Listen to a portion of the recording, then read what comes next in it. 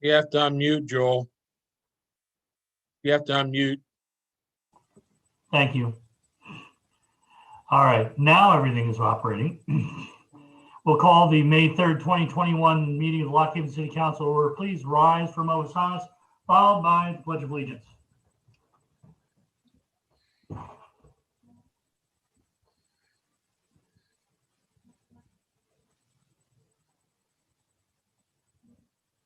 I pledge allegiance to the flag of the United States of America and to the republic for which it stands, one nation, under God, indivisible, with liberty and justice for all.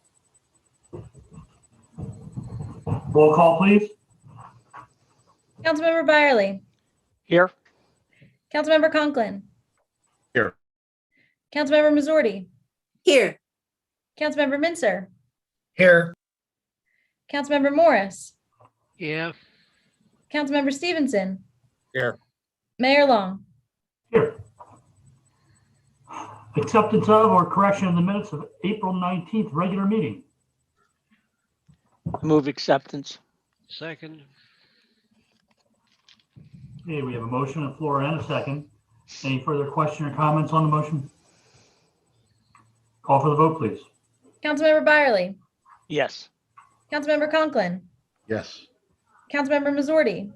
Yes. Councilmember Mincer. Yes. Councilmember Morris. Yes. Councilmember Stevenson. Yes. Mayor Long. Yes. Public comments. Greg, do we have any public comments? I received none, Your Honor.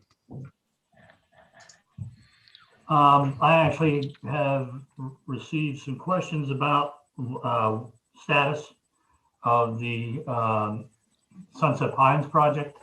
I know when we last talked, last year was the design phase and so on, that something would be brought to us to approve. Where are we at with that at this point? You know?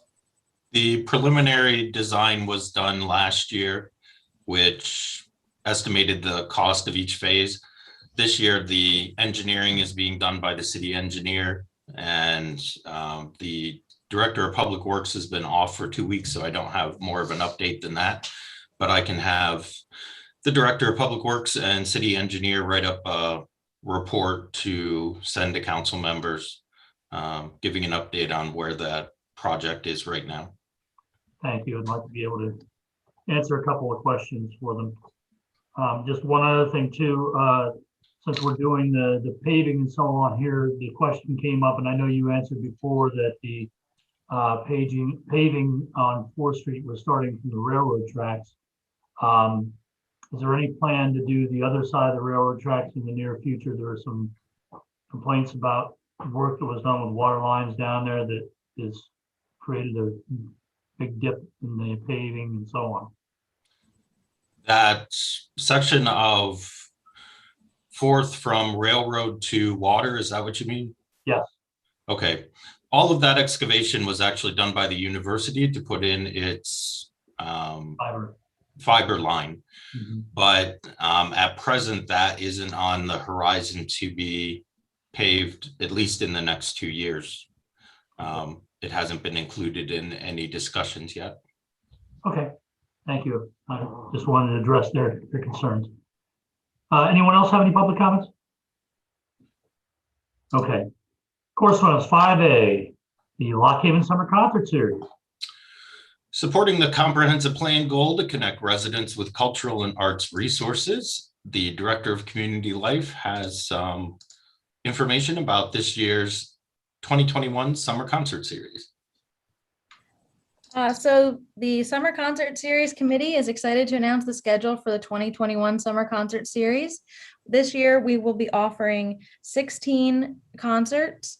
There will be 10 on Friday nights and 6 on the floating stage. The floating stage concerts have been moved to every other Saturday this year, so they will be on the river from 6:30 to 9 p.m. every other Saturday beginning June 26th. Featured artists are Aaron Kelly, Into the Spin, Frank Wicker Band, York Street Hustle, and Willie Nile. So that'll be on the floating stage. And then our Friday night concerts will be located on the Grove Street stage during the pedestrian mall, and then Triangle Park when the pedestrian mall is not going on. So on the Friday night concerts, we will be featuring the Lindy Sisters, the Bellefonte Community Band, the Sultans, the Hex Highway Blues Bands, Flashback, Cadillac Cats, Mike and Cass, Robert Richardson, Little German Band, and Speed Bump Willie. And this schedule will be available on our Facebook page following this meeting. And I know that our media sponsors will be promoting this as well. Thank you, Casey. Does anyone have any questions for Casey? Okay. 5A2, Zindel Park. 5A2 and 3 support the comprehensive plan goal to enhance recreational use of the Lock Haven City Authority watershed, and the Director of Community Life can present each of those as well. So on July 2nd and 3rd, we have a request for a wedding at Zindel Park. And I'll make sure that all the rules and regulations are followed and notify the watershed manager in Wayne Township for the land use. And then on June 5th and 6th, the Dirty Dabbers Motorcycle Club of Lock Haven will be hosting the 30th annual Great Adventure Dual Sport Ride. I have been in communication with them. They will just be passing through on city land, and during that ride, any time spent on city property, they'll be moving, so they'll have masks and helmets enforced at all time. It'll be starting and ending off of city property, but even then, all meals are catered to go, and there won't be any congregating in one area. So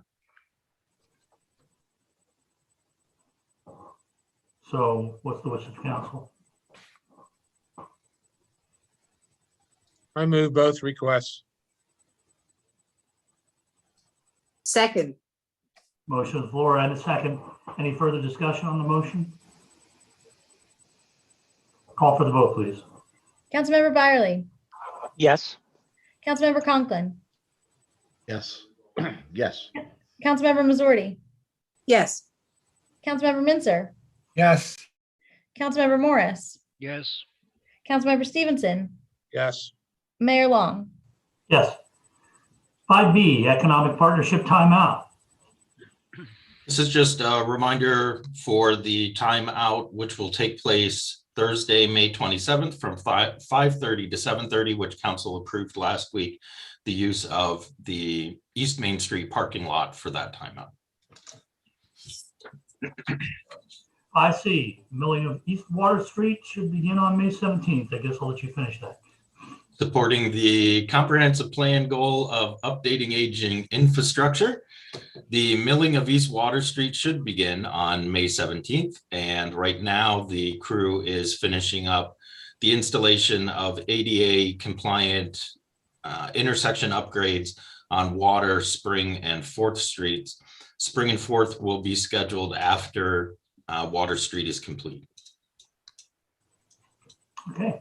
Any other correspondence? I had none, Your Honor. Do we have any unfinished business? I did not have any. Okay. So, new business, 7A, consideration of resolution number 2021-15. This is a resolution to enter into a lease agreement for the 13.88 acres of land down at the Piper Airport, which is commonly called the Airport Industrial Park.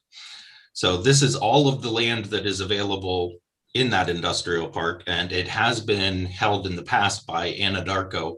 Their lease has ended. And so the entity that rents Hangar 2 from the city of Lock Haven and has a business enterprise there is interested in taking over the lease here of these 13.88 acres. It is a 25-year initial lease, and the amount of rent comes to $22,810 a year as a base, and then is adjusted over time if taxes are increased by the city. Then there's a proportion to which that will affect the future rent. What's the wish of council? I would move approval of the resolution as written. All right, I'll second it. A motion and a second. Any further questions? Question, Go ahead. Greg, is that lease money also, should we expect tax money too, or just lease money off of that property? The lease is in lieu of the tax. So the lease is actually, the value of the lease is tethered to the taxable amount of the property. Any other questions or comments? But presumably when they build their building, that building will become taxable. That is correct. And when they have their building, Greg, will they vacate the space they have in Hangar 2, or is that all going to be incremental? No, they will be retaining Hangar 2. They intend to expand their operations. Any other questions? Call for the vote, please. Councilmember Byerly, Yes. Councilmember Conklin, Yes. Councilmember Missouri, Yes. Councilmember Mincer, Yes. Councilmember Morris, Yes. Councilmember Stevenson, Yes. Mayor Long. Yes. 7B, consideration of ordinance number 2021-02. This is in support of the comprehensive plan goal of simplifying the city's ordinances to make them more user-friendly. In this case, we have 3 different ordinances, one for garbage and refuse, one for junked and abandoned vehicles, and one for brush, grass, and weeds. Each actually have a different form of enforcement and fining. And so in order to simplify that, excuse me, the most recent of those, which is chapter 194, brush, grass, and weeds, is the one that the solicitor most recently authored. And so this ordinance would amend the chapter on garbage and refuse, and also the chapter on vehicles junked and abandoned, in order to match the enforcement provisions that are in place in chapter 194, brush, grass, and weeds. Now, I realize that just sounds like a lot of mishmash information. This ordinance will be available on the city's website tomorrow, and it will also be available at the front door for anyone who wants to review it in advance of it being considered for council's potential adoption at the next meeting on May 17th.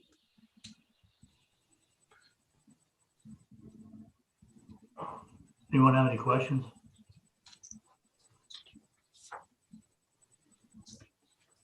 Do I have a motion? So moved. Second. Motion on the floor and a second. Any further discussion? Call for the vote, please. Councilmember Byerly, Yes. Councilmember Conklin, Yes. Councilmember Missouri, Yes. Councilmember Mincer, Yes. Councilmember Morris, Yes. Councilmember Stevenson, Yes. Mayor Long. Yes. 7C, consideration of resolution number 2021-16. This is in support of the comprehensive plan goal of encouraging public safety to build volunteerism, and Seven Mountains EMS Council, to which the Lock Haven EMS belongs, has made a request to the city to pass the model resolution declaring the week of May 16th to the 22nd as EMS week, Emergency Medical Services Week. I'm having trouble saying that. And so that is put before council for your consideration. What's the wish of council? Move the resolution. I'll second. Motion on the floor and a second. Any further discussion? No, I for one would like to thank all the emergency medical personnel for everything they do. I guess especially this past year. So I think this happens every year, but this is more important, I think, this year. So with that, call for the vote, please. Councilmember Byerly, Yes. Councilmember Conklin, Yes. Councilmember Missouri, Yes. Councilmember Mincer, Yes. Councilmember Morris, Yes. Councilmember Stevenson, Yes. Mayor Long. Yes. 7D, United Way partnership here. Supporting the comprehensive plan goal to work with interconnected community service providers to strengthen their capabilities through city support. The city will be partnering with one of our longest partners in addressing the effects of poverty in our community, with Lock Haven normally being the second highest poverty rate in the Commonwealth of Pennsylvania. And one of the partners that raises money for the organizations that help address those needs is the United Way. So on your next quarterly water or sewer bill, each customer will have the option to round up and donate that change to the United Way. And we've been working with our billing partners to make sure that that is something that can take place. So it is working flawlessly, thank goodness. So if your bill is $50.25, you can round up to $51, and whatever money you provide for that, then the residual change will be donated to the United Way. Nice, thank you. And if your bill is $50.25, let me know and come give me some advice. Okay. Yeah, that's actually lower than the minimum charge, so. Okay, any other new business? I had none, Your Honor. Does anyone else have anything to bring before council?